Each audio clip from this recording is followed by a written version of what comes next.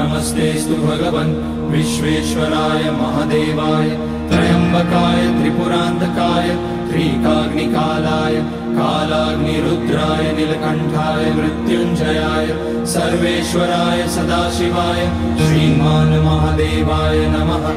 ॐ नमः शम्भवाय च मयोभवाय च नमः शङ्कराय च मयस्कराय च नमः शिवाय च शिवतराय च।